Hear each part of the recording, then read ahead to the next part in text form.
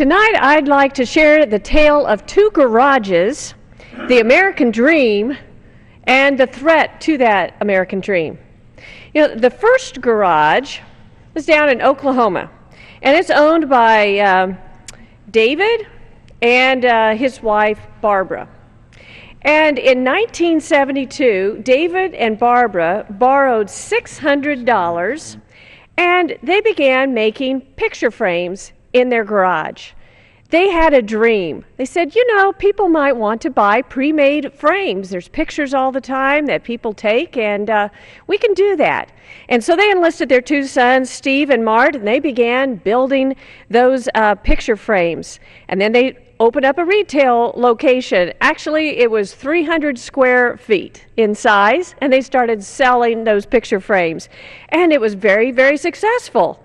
And now their dream has just blossomed into 556 stores in 41 states, and 70 more are scheduled to open this year. They have now what started out in a garage with just David and Barbara, their two sons. They have 16,000 full-time employees. And we all know that store, and I'm sure many of us have been there. It's called Hobby Lobby. We love it. It's expanded now not just to picture frames, but all kinds of art and decorating supplies. And their headquarters is actually located just down the street from that garage in Oklahoma City. The other garage is over in Pennsylvania, and it is owned by Norman and Elizabeth Hahn. They have three sons, Norman, Anthony, and Kevin. And in 1964, about 40 years ago, they too had a dream. And they started in their garage making high-quality doors and wood components for kitchen cabinets. You know, they said, we can do this, and let's do it. And so they started working hard and expanding. And from their modest beginnings in just a small garage in Lancaster County, Pennsylvania, they have now grown to be one of the industry leaders in wholesale wood products for kitchen cabinets. They have 5 facilities located in the United States in 3 states, Pennsylvania, North Carolina, and Washington. And what started out as 5 family members, they now have 950 full-time employees. It is truly an encouraging sign that the American dream is live and well. And something else these two garages and these two families, David and Barbara Green, as well as Norman and Elizabeth Hahn, have in common is that they care for not only their customers and having a high-quality product, but they also care about their employees. They both have provided a lot of high-quality benefits to their employees, paying them well and also providing health care for years, as well as other benefits. But, you know, sadly to say, both of these businesses and both of these families are in trouble, and these businesses are in jeopardy of having to close, not because of the economy. Like I said, Hobby Lobby is actually planning to open 70 more stores. There's a need. People want their products. It's not because of any other reason other than, sadly, the government. The government is threatening these American businesses, what we need more of, that are providing good jobs and providing health care.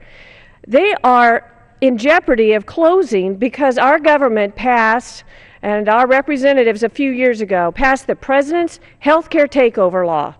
And part of that was a mandate that said, if you provide health insurance for your employees, you have to include abortion-inducing drugs. It doesn't matter that you already had a good policy that your employees liked. You have to do that. And if you don't, you're going to be fined, not just a little bit, but a lot.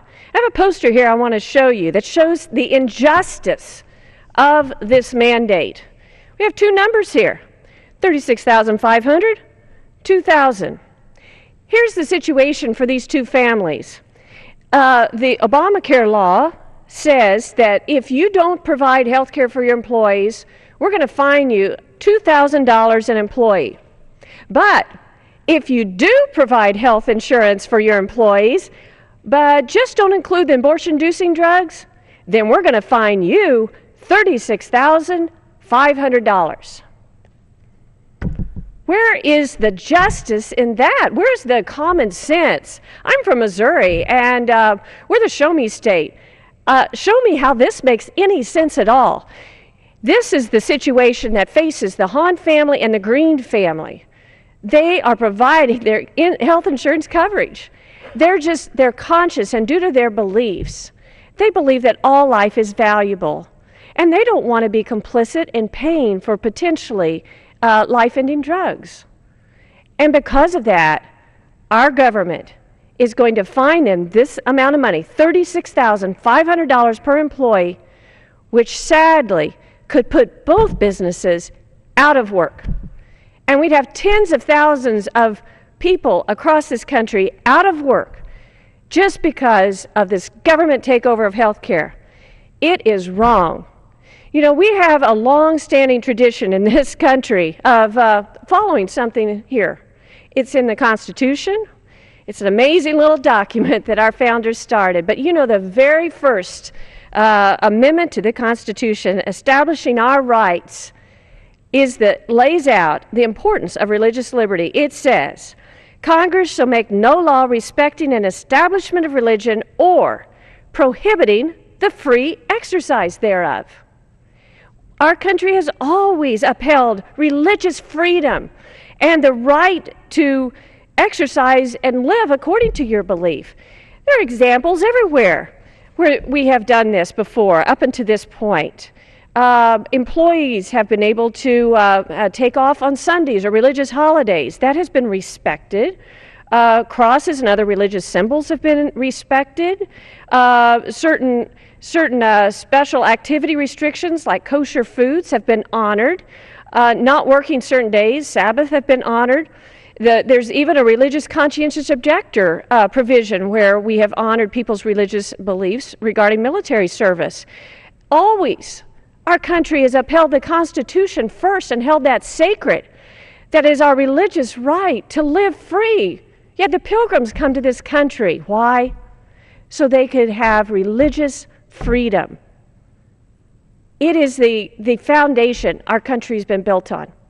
And yet, it is being jeopardized, trampled on, and attacked by the Affordable Care Act.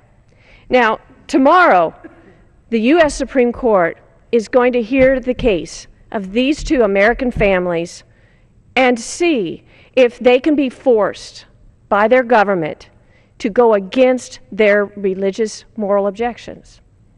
This is a historic moment. It's one that will have ramifications forever in our country. What do we stand for? What will we allow our government to do and inflict on our lives? And it's why my colleagues and I are here tonight, is to share the concerns we have as we stand up for the people that we represent and for what our founders started this country on, and why we want to stand for future generations to protect those freedoms that those who've gone before us stood up and fought for us, for our generation. And we hope and pray that the Supreme Court will uphold the Constitution and will not jeopardize it or trample on it.